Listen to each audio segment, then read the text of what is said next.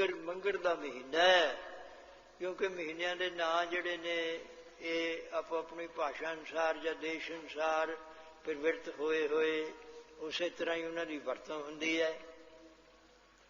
ਤੇ ਉਹਨਾਂ ਦੁਆਰਾ ਤਾਂ ਸਤਿਗੁਰੂ ਸਾਹਿਬ ਜੀ ਨੇ ਉਪਦੇਸ਼ ਦਿੱਤਾ ਹੈ। ਕੀ ਕਹਿੰਦੇ, ਨਹੀਂ ਅਸੀਂ ਉਹ ਨਾਂ ਵੀ ਹੋਰ ਹੀ ਰੱਖਣੇ ਆ।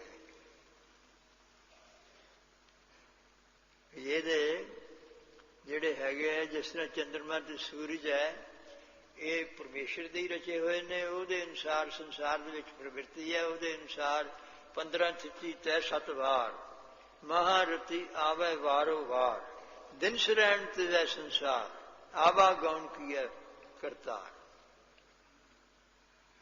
ਪਰ ਸਾਡੀਆਂ ਬੁੱਧੀਆਂ ਕੀ ਕਹਿੰਦੇ ਵੀ ਨਹੀਂ, ਇਹ ਠੀਕ ਨਹੀਂ ਹੈ। ਪਹਿਲੀ ਮਰਜ਼ਾਦਾ ਜਿਹੜੀ ਹੋ ਰਹੀ ਨਾ, ਅਸੀਂ ਵਿਲੱਖਣ ਰੱਖਣੀ ਹੈ ਤੇ ਵਿਲੱਖਣ ਹੀ ਹੋਣਾ।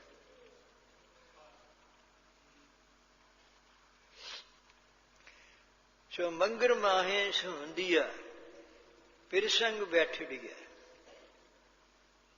ਹਰ ਪਿਰਸੰਗ ਬੈਠੜੀ ਹੈ। ਵੀ ਜੇ ਬਾਹਰਲਾ ਪਤੀ ਲਓ ਤਾਂ ਫਿਰ ਤਾਂ ਉਹ ਪਤੀ ਸਤੀ ਹੋ ਗਿਆ। ਵੀ ਇੱਥੇ ਹਰ ਵੀ ਆ ਗਿਆ, ਵੀ ਹਰੀ ਨੂੰ ਪਤੀ ਕਹਿਤਾ।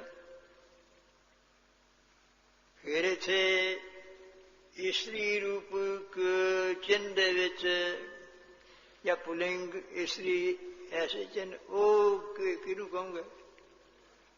ਉਹ ਕੌਣ ਹੋਊਗੀ? ਵਾਹਿਗੁਰੂ ਤਾਂ ਪਤੀ ਹੋ ਗਿਆ। ਉਹ ਇਹ ਜੀਵ ਰੂਪੀ ਇਸਤਰੀ ਜਾਂ ਆਤਮਾ ਤੇ ਪਰਮਾਤਮਾ ਹੋ ਗਿਆ ਪਤੀ, ਜੋ ਸਾਰਿਆਂ ਨੂੰ ਭੇਜਣ ਵਾਲਾ ਰਚਣ ਵਾਲਾ ਹੈ। ਤੇ ਉਸਦੀ ਖੇਲ ਰਚੀ ਹੈ ਆਪਣੇ ਨਾਲ ਮਿਲਣ ਵਾਸਤੇ। ਫਿਰ ਭਗਤੀ ਬਣਾਈ ਹੋਈ ਹੈ, ਵਾਹਿਗੁਰੂ ਦੀ ਸਾਧ ਸੰਗਤ ਬਣਾਈ ਹੋਈ ਹੈ, ਗੁਰੂ ਅੱਗੇ ਹਰ ਪਿਰਸੰਗ ਬੈਠੜੀ ਹੈ। ਇਸ ਕਰਕੇ ਉਹ ਪਤੀ ਨਹੀਂ, ਇਹ ਤਾਂ ਕੂੜ ਬੀਬੀ ਕੂੜ ਮੀਆਂ। ਕੀ ਕਹਿੰਦੇ, ਆਪਣੇ ਆਪ ਨੂੰ ਵੱਡਾ ਮਨ ਇਹ ਜੀ ਜਿਹੜਾ ਇਹ ਜਿਹੜੀ ਬੀਬੀ ਹੁੰਦੀ ਹੈ ਨਾ, ਇਹ ਪਤੀ, ਉਹਦਾ ਪਤੀ ਪਰਮੇਸ਼ਰ ਹੈ। ਮੈਂ ਕਿਹਾ ਉਹ ਪਤੀ ਪਰਮੇਸ਼ਰ ਹੈ, ਉਹ ਪਰਮੇਸ਼ਰ ਕਿਵੇਂ ਹੋ ਜਾਊਗਾ? ਪਰਮੇਸ਼ਰ ਤਾਂ ਮਰਦਾ ਜੰਮਦਾ ਨਹੀਂ ਹੈ, ਹੋਰ ਨਹੀਂ ਹੈ। ਜਿਹਦੀ ਆਪ ਹੀ ਕਲਿਆਣ ਨਾ ਹੋਈ, ਕੁਸੰਗੀ ਹੈ, ਉਪਕਾਰਾਂ 'ਚ ਲੱਗਿਆ, ਉਹ ਉਹਨੂੰ ਤਾਰ ਦੂਗਾ। ਇਸ ਕਰਕੇ ਇਹ ਹੁੰਦੀਆਂ ਅੱਗੇ ਬਿਰਤੀਆਂ ਸ਼ਬਦਾਂ ਦੀਆਂ। ਹਰ ਫਿਰ ਸੰਗ ਬੈਠੜੀ ਹੈ।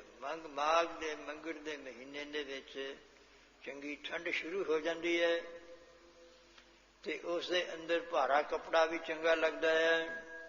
ਅੱਗੇ ਅੱਗੇ ਤੋਂ ਠੰਡ ਵੱਧਦੀ ਹੈ, ਮੋਟੇ ਕੱਪੜੇ, ਕੋਈ ਖੇਸ, ਕੋਈ ਕੰਬਲ, ਕੋਈ ਰਜਾਈਆਂ ਵੀ ਲੈਂਦਾ ਹੈ। ਇਸੇ ਤਰ੍ਹਾਂ ਹੀ ਇਹ ਤਾਂ ਬਾਹਰਲੀਆਂ ਚੀਜ਼ਾਂ ਨੇ। ਜੈਸੇ ਭਗਤਾਂ ਨੇ ਕਿ ਸਿਰਹਾਨਾ ਅਵਰਤ ਲਾਈ, ਵੀ ਉਹ ਜਿਹੜੀ ਉੱਥੇ ਅਰਥ ਇਹ ਨਹੀਂ ਹੈ, ਉੱਥੇ ਤੁਲਤਾ ਰੂਪੀ ਤੁਲਾਈ ਹੈ। ਸਿਰਹਾਨਾ ਜਿਹੜਾ ਸਿਰ ਵੱਡਾ ਹੁੰਦਾ, ਉੱਚਾ ਮੰਨਦਾ ਹੈ, ਹੰਕਾਰ ਦਾ ਦੂਰ ਕਰਨਾ ਸਿਰਹਾਣਾ, ਇਹ ਅਰਥ ਹੁੰਦੇ ਉਹ ਵਿਅੰਜਨਾ ਤੇ ਚਮਤਕਾਰੀ ਅਨੁਸਾਰ। ਮੰਗਰ ਮਾਹੇ ਸੁਹੰਦੀਆਂ, ਵੀ ਮੇਰੇ ਜਿਸ ਤਰ੍ਹਾਂ ਨਾ ਅਨ ਅਕ ਜਾਂ ਨਾ ਅਨਿਕ, ਕਈਆਂ ਨੂੰ ਪੂਰੀ ਵਿਦਿਆ ਦਾ ਤਾਂ ਪਤਾ ਨਹੀਂ, ਉਹ ਕਹਿੰਦੇ ਇਹ ਐਵੇਂ ਆਪਣੇ ਘੜੀ ਜਾਂਦੇ ਨੇ।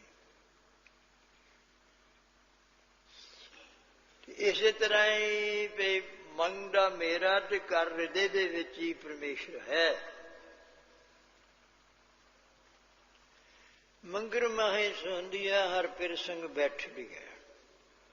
ਹਿਰਦਾ ਹੈ ਅਸਥਾਨ, ਹਿਰਦੇ ਦੇ ਵਿੱਚ ਹੀ ਵਾਹਿਗੁਰੂ ਪਰਮੇਸ਼ਰ ਕੁਟਸਥ ਜੋਤੀ ਸਰੂਪ ਹੈ, ਸਾਖੀ ਸਰੂਪ ਹੈ ਔਰ ਮਲਨ ਜੀਵ ਵੀ ਹੈ। ਇਹਦੇ ਵਿੱਚ ਉਸ ਦੀਆਂ ਅੱਗੇ ਸਮਝਣ ਵਾਲੀਆਂ ਵੀ ਕਲਾ ਅੰਦਰ ਰੱਖੀਆਂ ਹੋਈਆਂ ਨੇ ਵਾਹਿਗੁਰੂ ਪਰਮੇਸ਼ਰ ਨੇ। ਤੇ ਹਿਰਦੇ ਦੇ ਅੰਦਰ ਹੀ ਹੁਣ ਬਾਹਰਲੀ ਚੀਜ਼ ਛੱਡ ਦਿਓ। ਪਹਿਲਾਂ ਤਾਂ ਪਤੀ ਸਤੀ ਦਾ ਦ੍ਰਿਸ਼ਟਾਂਤ ਦਿੱਤਾ, ਫਿਰ ਹੋਰ ਆਪਣਾ ਹੁਣ ਸਰੀਰ ਵੀ ਛੱਡੋ। ਸਰੀਰ ਵੀ ਮੈਂ ਇਸਤਰੀ ਹਾਂ, ਮੇਰੇ ਆਹ ਚੰਨੇ ਨੂੰ ਛੱਡੋ। ਹਿਰਦਾ ਜਿਹੜਾ ਮਨ ਹੈ ਉਹਦਾ ਤਾਂ ਨਹੀਂ ਹੈ। ਵਿਚਾਰ ਕਰੋਗੇ ਬੁੱਧੀ 'ਚ ਜਾਂ ਹੋਰ ਚੀਜ਼ ਹੈ, ਉਹ ਅਧਿਆਸ ਹੈਗਾ ਪੱਕਿਆ ਵੀ ਮੈਂ ਇਸਤਰੀ ਹਾਂ। ਤੇ ਮਨ ਦਾ ਕੀ ਰੂਪ, ਉਹਦੇ ਵਿੱਚ ਕੀ ਹੋਊਗੀ? ਉਹਦੇ 'ਚ ਇਸਤਰੀ ਬੜੀ ਹੋਈ ਹੈ,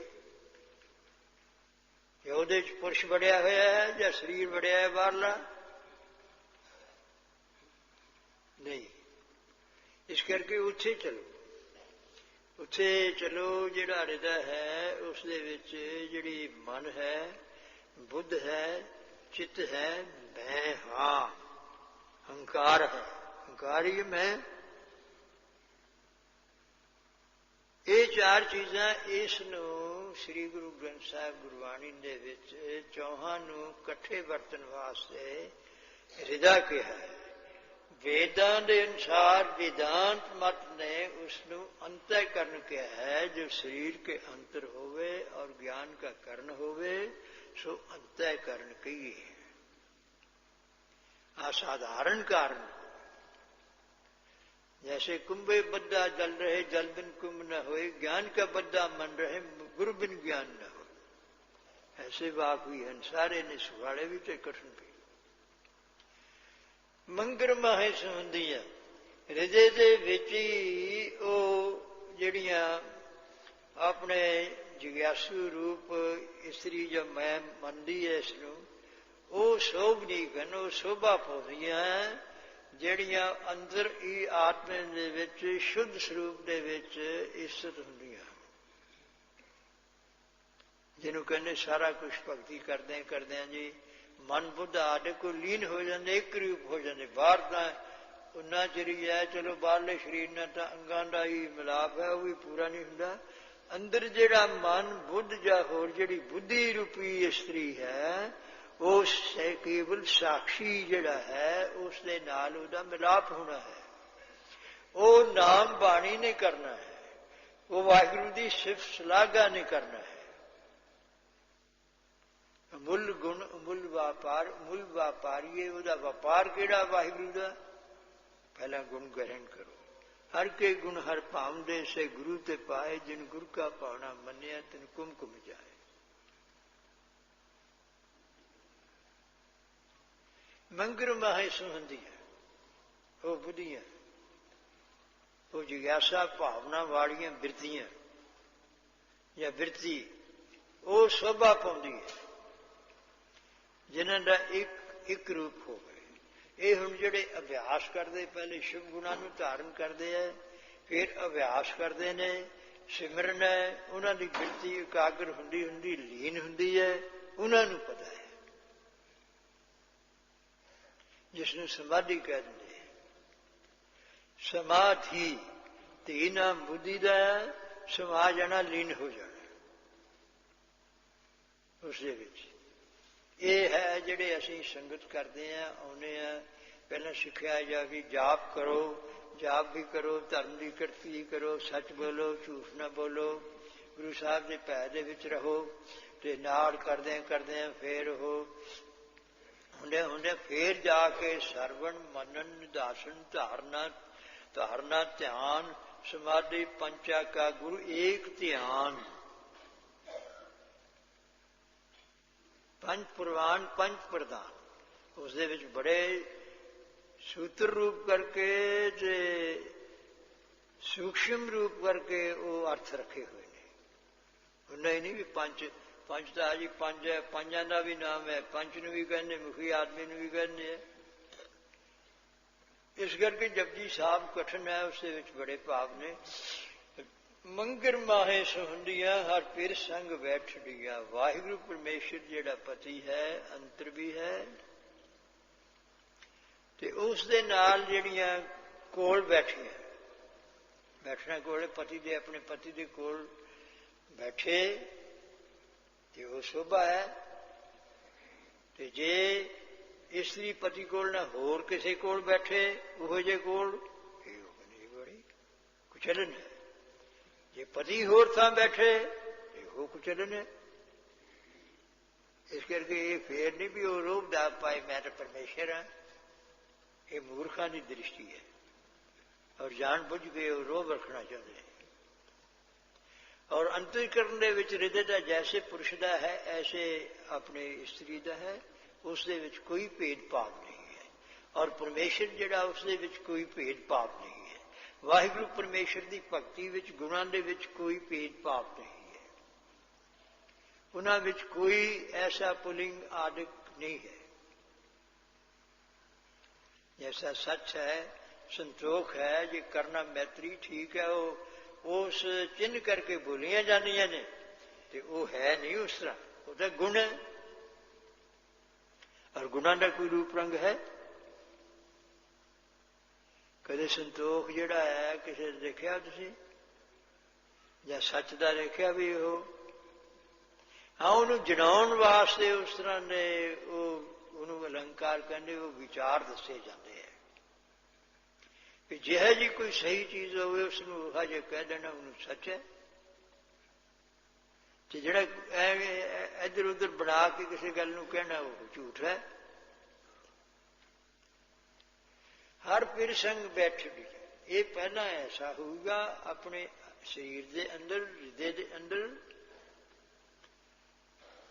इधरले पासे चलने वाले संगत करने वाले उसका जिहड़ा आत्मा है उसका परमात्मा के नाल मेल है, सिर्फ उपाधि भेद करके ही वखरा है। जिस तरह कल बहुत दृष्टांत दसे भी आकाश अंदरला बाहरला इको ही है, उन्होंने दूर कर दोगे बस, फिर इस तरह ये क्या भी गुरु महाराज ने आत्मा प्रात्मा एको करे, ये करना नहीं।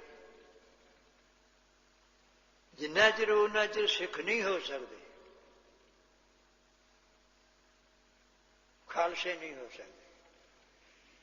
गुरु गोबिंद सिंह महाराज जी के पास भाई नंद लाल जी ने पूछा, महाराज तुसी आ स्वरूप धारिया है ते होर भी कोई कहते रब है वो जा कोई, या कोई थोड़े किन्ने रूप ने?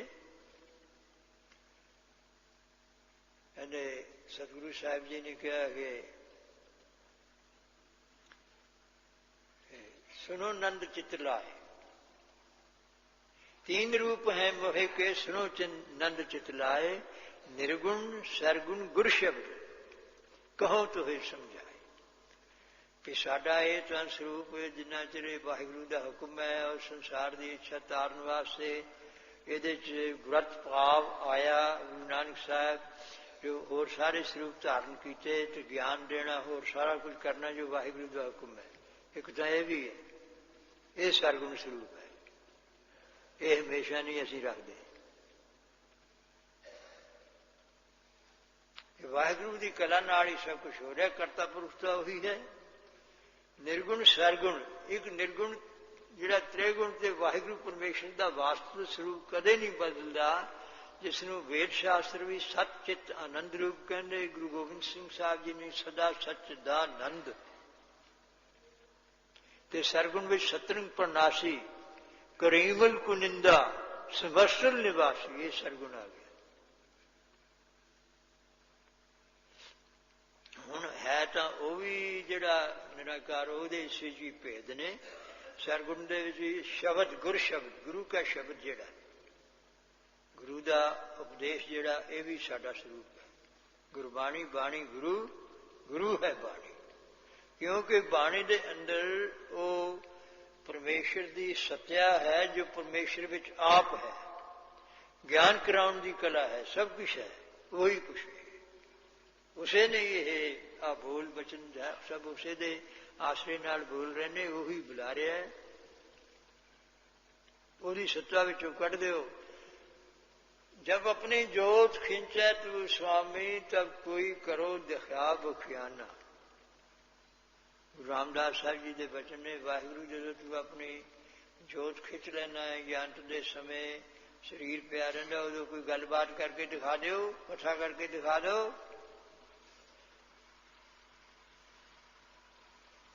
हमें वो जोत पूरी तरह साक्षात किसी होंदी, जिन्हें लगे हुए मंगर माह सोंदियां हर फिर संग बैठड़िया, फिर परमात्म स्वरूप के नाल भेट आई। हुण हर दे जिहड़ा है परमेश्वर दे भी अपने जिवें ये स्वरूप है, इस तरह परमेश्वर दे भी अपने तीन स्वरूप ये है, एक चौथा भी है। बल्कि परमार्थ दे विच भी है कि सुखमनी साहब बहुत सुहाड़ी है। ठीक है, पर इस अष्टपदी लो सरगुण निर्गुण निरंकार सुन समाधि आप अपन किया नानका आपे ही फिर जाप। ਇਹਦੇ अर्थ करो।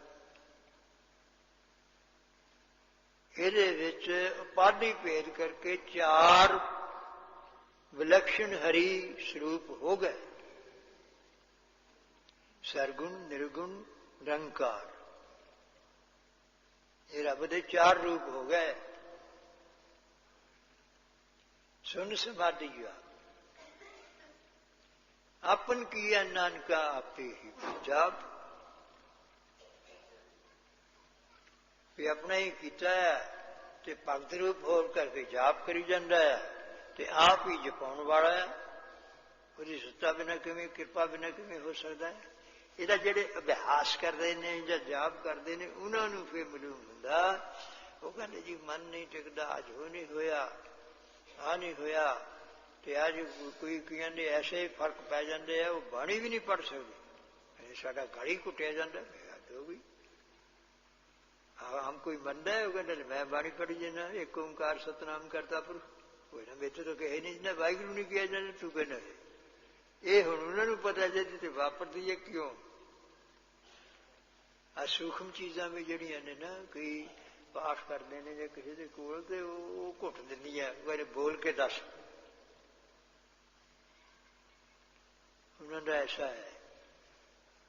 ਪਰ ਜੇ ਕੋਈ ਵਿਚਾਰ ਦੇ ਨਾਲ ਇਹ ਇਸ ਗੱਲ ਦੀ ਉਹਨੂੰ ਵੇਖਦਾ ਰਹੇ, ਉਹਨੂੰ ਪਤਾ ਲੱਗੂਗਾ। ਹਰ ਪਿਰ ਸੰਗ ਬੈਠੜੀਆ, ਹਰੇ ਵਾਹਿਗੁਰੂ ਪਰਮੇਸ਼ਰ ਦੇ ਨਾਲ ਜਿਹੜੀਆਂ ਕੋਲ ਬੈਠੀਆਂ ਨੇ। ਇੱਕ ਹੁਣ ਆਮ ਹੈ, ਪ੍ਰਸਿੱਧ ਸਾਰੇ ਮਤਾਂ ਦੇ ਵਿੱਚ ਹੀ ਹੈ, ਇਸ ਰੂਪ ਦੇ ਵਿੱਚ ਵੀ ਵਾਹਿਗੁਰੂ ਦੇ ਦੋ ਸਰੂਪ ਨੇ, ਇੱਕ ਨਿਰਗੁਣ ਹੈ, ਇੱਕ ਸਰਗੁਣ ਹੈ। ਸਰਗੁਣ ਦੀ ਜਿਹੜੀ ਉਪਾਸਨਾ ਭਗਤੀ ਜਾਂ ਪ੍ਰੇਮ, ਉਹ ਸਾਡੇ ਮਨ ਦੇ ਵਿੱਚ ਬਹੁਤ ਲੱਗਦੀ ਹੈ। ਜੈਸੇ ਜਿਹੜੇ ਪੰਜ ਈਸ਼ਰ ਇਹਨਾਂ ਨੇ ਪੁਰਾਣਕ ਮਤ ਵਾਲਿਆਂ ਨੇ ਮੰਨੇ। ਕੋਈ ਕਹਿੰਦੇ ਜੀ ਵੇਦਾਂਤੀਆਂ ਨੇ, ਉਹਨਾਂ ਨੂੰ ਪਤਾ ਨਹੀਂ ਹੈ ਵੀ ਉਹ ਉਸ ਚੀਜ਼ ਨੂੰ ਵੀ ਪੁਰਾਣਕ ਮਤ ਵਾਲਿਆਂ ਨੇ ਕਿ ਵੇਦਾਂਤੀਆਂ ਨੇ ਮੰਨੇ। ਵੇਦਾਂਤੀ ਤਾਂ ਇੱਕੋ ਹੀ ਈਸ਼ਰ ਮੰਨਦੇ ਆ, ਉਹਨਾਂ ਨੂੰ ਉਸ ਵਿਦਿਆ ਦਾ ਵੀ ਗਿਆਨ ਨਹੀਂ ਹੈ। ਸੋ ਉਹ ਜਿਹੜੇ ਉਹਨਾਂ ਨੇ ਮੰਨਿਆ, ਜੈਸੇ ਵਿਸ਼ਨੂੰ ਹੈ, शिव जी है, ये शक्ति है, गणेश है, सूरज है, ये पंज मने होने। वो कहते ही और उन्होंने सरगुण स्वरूप भी है। जैसे गुरु नानक साहिब जी का निराकार भी स्वरूप है, तो वो भी स्वरूप हैगा। जेडे चरणों नाल जिथे बाबा पैर धरे, पूजा आसन थापन सुआ, जिन्होंने चरणों के नाल काबा मक्का फिर गया।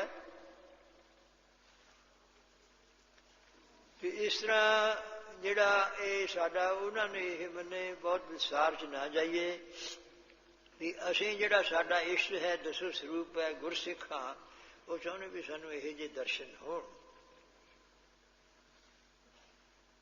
कईयां दे अंदर हुंदे भी है, उहो जिहे हुंदे जिहे जी भावना करके जां वो चित्र करके शरधा करे, जां ओहदी इष्ट की मर्जी है भी मैनूं होर भी कुछ दिखा दें। वो फिर अंदर बैठे ही उसके कोल आनंद माणते हैं, या चरणों के कोल इत्थे भी है, या शरीर छड्ड के भी उपर भी ये जिहड़ी परलोक है, उत्थे भी ये चीज़ उपासना वालियां वास्ते मनी गई है। वो देश भी जिन्होंने कहते उन्होंने सचखंड कह देंगे है।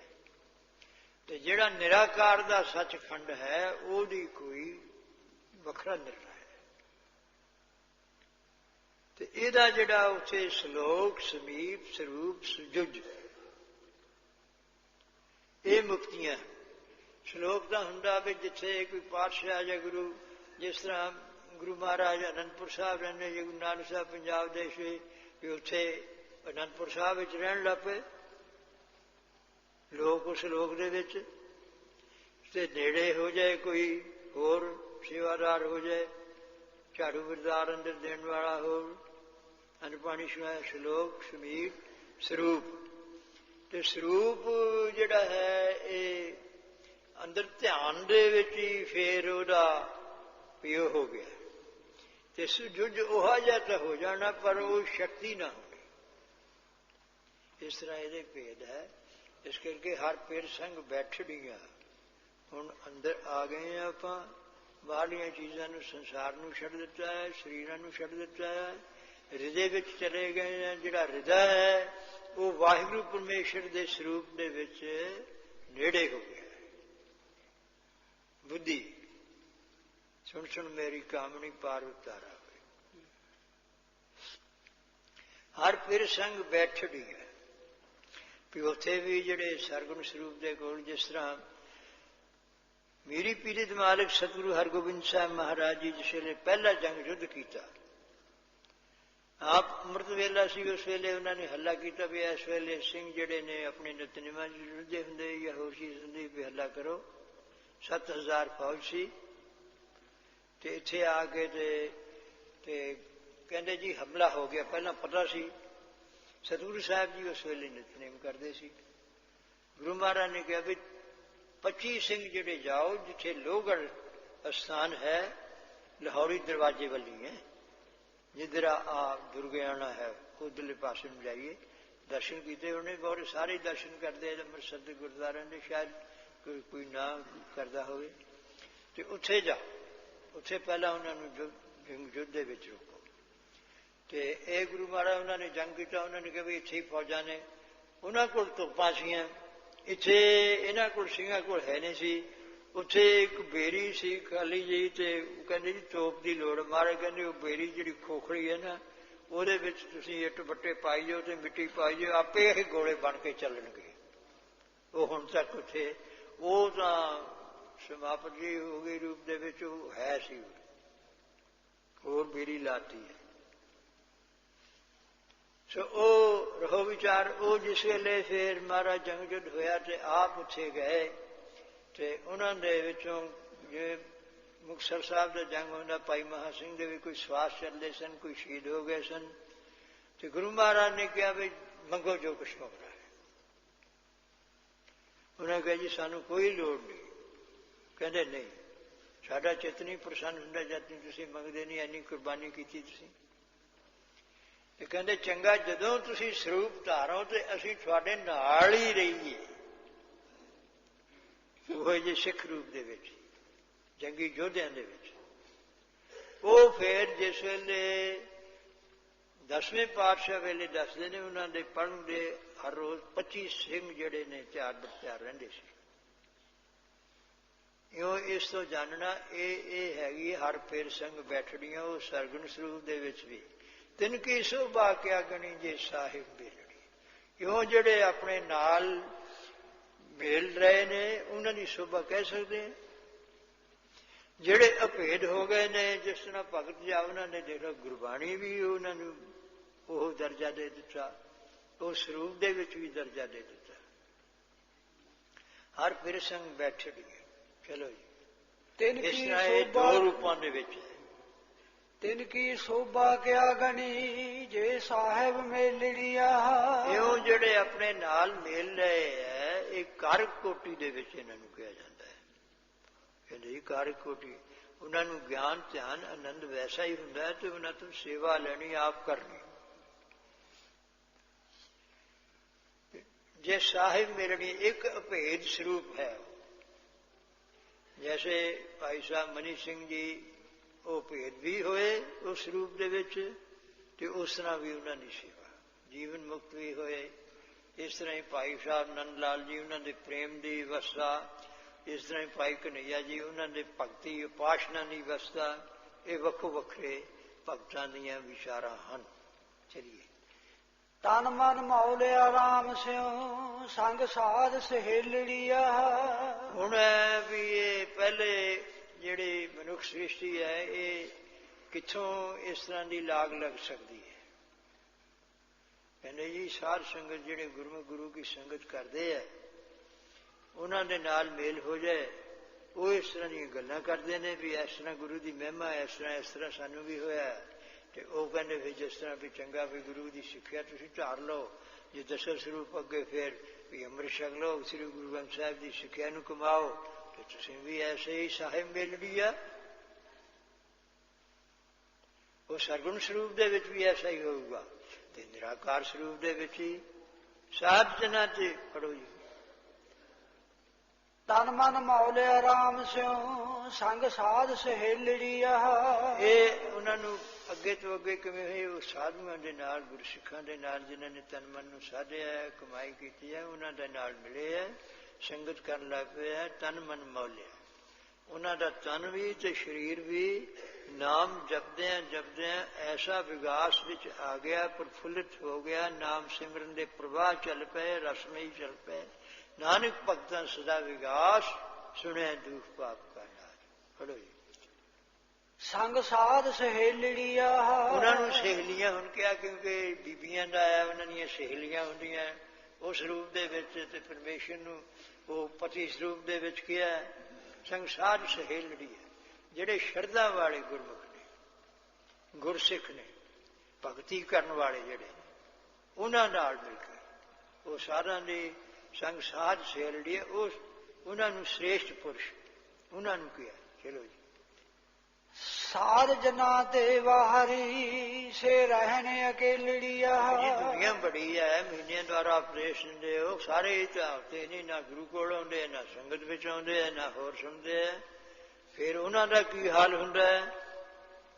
ਇਹਨਾਂ ਨੂੰ ਤਾਂ ਐਡੀ ਪਦਵੀ ਮਿਲ ਗਈ ਸੰਗਤ ਕਰਨ ਵਾਲਿਆਂ ਨੂੰ, ਗੁਰੂ ਕੇ ਬਚਨਾਂ ਨੂੰ ਮੰਨਣ ਵਾਲੀ ਵਾਹਿਗੁਰੂ ਪਰਮੇਸ਼ਰ ਦੇ ਨਾਲ। ਉਹ ਵੀ ਤਾਂ ਉਹਨਾਂ ਦੇ ਹੀ ਰਚੇ ਹੋਏ ਆ ਪਰਮੇਸ਼ਰ ਦੇ। ਤੇ ਜਿਹੜੇ ਨਹੀਂ ਆਪਣੇ ਕਰਦੇ ਸੰਗਤ, ਉਹਨਾਂ ਨੂੰ ਕੀ ਹੈ?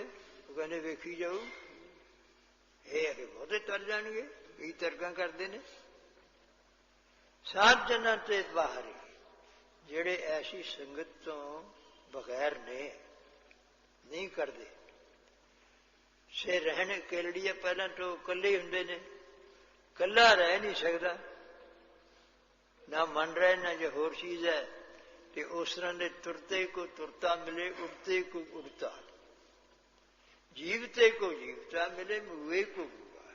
ਨਾਨਕ ਸੋ ਸਾਲ ਆਈਏ ਜਿਨ ਕਾਰਨ ਕੀਏ, ਧੰਨ ਗੁਰੂ ਅੰਗਦ ਸਾਹਿਬ ਮਹਾਰਾਜ।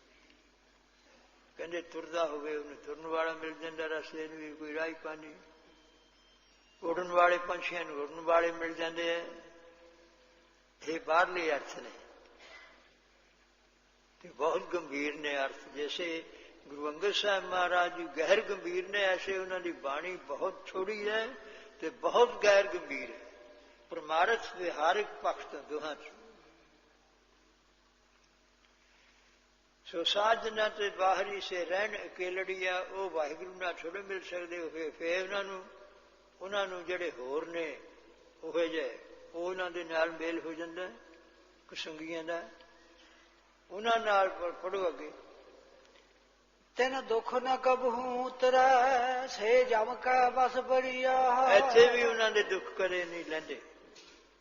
ਦੁੱਖ ਤੇ ਦੁੱਖ ਹੁੰਦੇ, ਕਿਉਂਕਿ ਸੰਗਤ ਕਰਦੇ, ਖੋਟੇ ਕਰਮ ਕਰਦੇ, ਖੋਟੀਆਂ ਚੀਜ਼ਾਂ ਖਾਂਦੇ ਪੀਂਦੇ ਹੈ। ਉਹਨਾਂ ਦੇ ਨਾਲ ਦੁੱਖ ਹੋ ਜਾਂਦੇ ਸਰੀਰ ਦੇ ਵਿੱਚ, ਤੇ ਉਹ ਵੀ ਨਹੀਂ ਲੈਂਦੇ। ਤੇ ਅੰਤ ਨੂੰ ਵੀ ਫੇਰ ਉਹਨਾਂ ਦੇ ਵਾਸਤੇ ਇਹ ਨਹੀਂ ਵੀ ਕੋਈ ਭਗਤ ਜਾਂ ਗੁਰਸਿੱਖ ਜਾਂ ਸ਼ਹੀਦ ਸਿੰਘ ਲੈਣ ਵਾਸਤੇ ਆਉਣਗੇ। ਇਹ ਸਰਗੁਣ ਸਰੂਪ ਦੀ ਵਿਚਾਰ ਹੈ, ਉਹ ਜਮਾਂ ਦੇ ਵਸ ਪੈਂਦੇ। ਚਲੋ ਜਿਨੀ ਰਾਵਿਆ ਪ੍ਰਭ ਆਪਣਾ, ਸੇ ਦਿਸਣ ਨਿਤ ਖੜੀਆ। ਇਹ ਦੂਜਾ ਪੱਖ ਮਨਮੁਖਾਂ ਦਾ ਜੋ ਕੁਸੰਗੀਆਂ ਦਾ ਦਿਖਾਤਾ ਹੈ। ਹੁਣ ਫੇਰ ਗੁਰਮੁਖਾਂ ਦਾ ਪੱਖ ਦਿਖਾਉਂਦੇ। ਜਿਨੀ ਰਾਵਿਆ ਪ੍ਰਭ ਆਪਣਾ, ਜਿਨ੍ਹਾਂ ਨੇ ਆਪਣੇ ਵਾਹਿਗੁਰੂ ਪਰਮੇਸ਼ਰ ਦਾ ਤਨ ਮਨ ਮੌਲਿਆ ਰਾਮ ਸਿਉ ਉਚਾਰਨ ਕਰਦੇ ਕਰਦੇ ਪ੍ਰਫੁੱਲਿਤ ਹੋ ਗਿਆ ਹੈ, ਰਸਮੀ ਹੋ ਗਿਆ ਹੈ। ਜਿਨੀ ਰਾਵਿਆ ਪ੍ਰਭ ਆਪਣਾ, ਸੇ ਦਿਸਣ ਨਿਤ ਖੜੀਆ। ਸੇ ਇੱਥੇ ਸਿਆਰੀ ਉਹਦਾ ਵਾਚਕ ਹੈ, ਪ੍ਰਣਾਮ ਵਾਚੀ ਹੈ। ਕਿਤੇ ਸੋ ਨਾਲ ਵੀ ਹੁੰਦਾ ਹੈ, ਕਿਤੇ ਔਂਕੜ ਨਾਲ ਵੀ ਹੁੰਦਾ ਹੈ। ਇਹ ਗੁਰਬਾਣੀ ਦੇ ਅਰਥਾਂ ਦੇ ਭੇਦ ਹਨ। ਸੇ ਦਿਸਣ ਨਿਤ ਖੜੀਆ, ਉਹ ਜਿਹੜੀਆਂ ਐਸੀਆਂ ਜਗਿਆਸੂ ਰੂਪੀ ਆਤਮਾ ਹਨ, ਉਹ ਹਮੇਸ਼ਾ ਸਾਵਧਾਨ ਰਹਿੰਦੀਆਂ। ਇਹ ਨਹੀਂ ਕਿ ਉਹਨਾਂ ਨੂੰ ਵਾਹਿਗੁਰੂ ਪਰਮੇਸ਼ਰ ਦਾ ਕਿਤੇ ਜਿਵੇਂ ਦਰਵਾਜ਼ੇ ਤੇ ਖੜਾ ਨਾ ਪਹਿਰੇਦਾਰ, ਉਹ ਹਮੇਸ਼ਾ ਹੀ ਵਾਹਿਗੁਰੂ ਪਰਮੇਸ਼ਰ ਦੇ ਕੋਲ ਉਸ ਦੀ ਆਗਿਆ ਦੇ ਵਿੱਚ ਹੀ ਰਹਿੰਦੇ ਹੈ। ਜਿੱਥੇ ਵੀ ਆਗਿਆ ਕਰਨ ਉੱਥੇ ਉਹਨਾਂ ਦੇ ਸਦਾ ਅੰਗ ਸੰਗੇ ਅਪੰਗੰ ਵਿਭੂਤੇ। ਰਤਨ ਜਵੇਹਰ ਲਾਲ ਹਾਰ ਕੰਠ ਨਾ ਜੜੀਆ।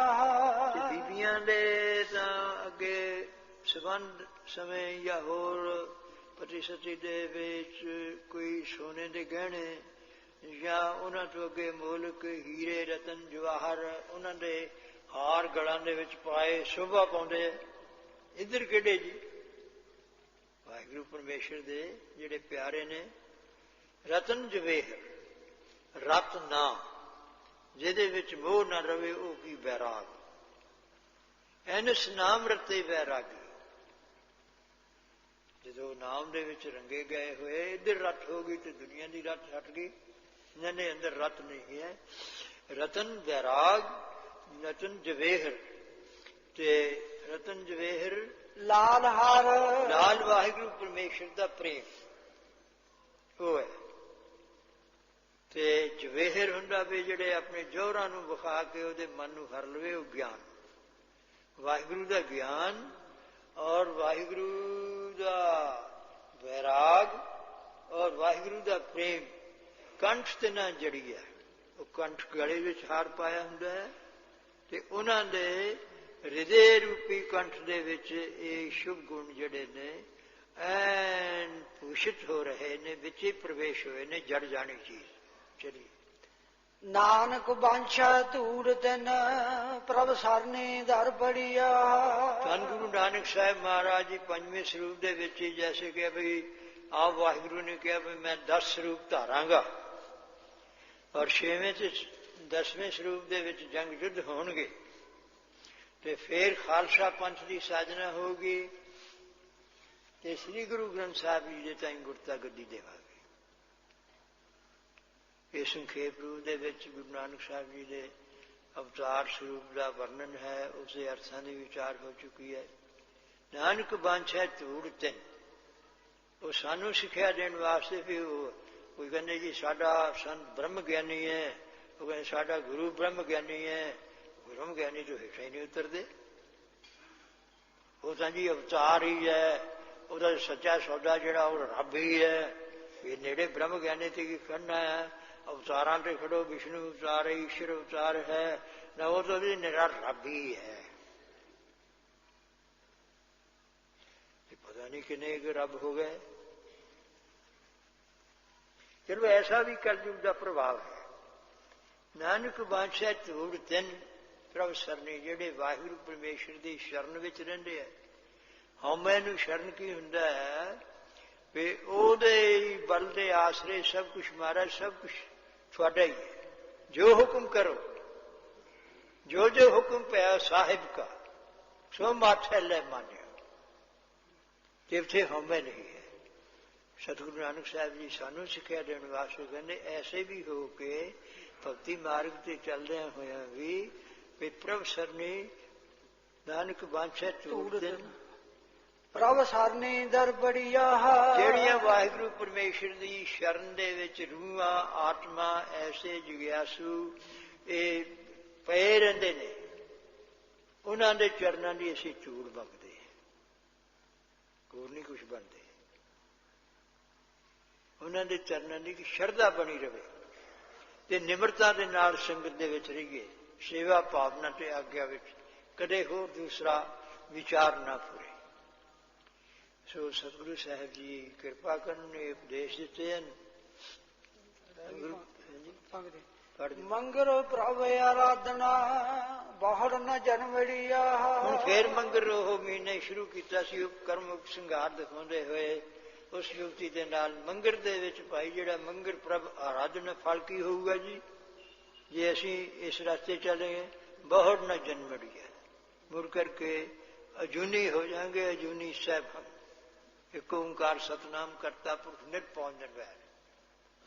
ਮੁੜ ਕਰਕੇ ਫੇਰ ਨਹੀਂ ਹੋਰ 84 ਲੱਖ ਜੂਨ ਦੇ ਵਿੱਚ ਜਾਵਾਂਗੇ ਜਾਂ ਨਰਕਾਂ ਦੇ ਵਿੱਚ ਫਿਰ ਪਵਾਂਗੇ।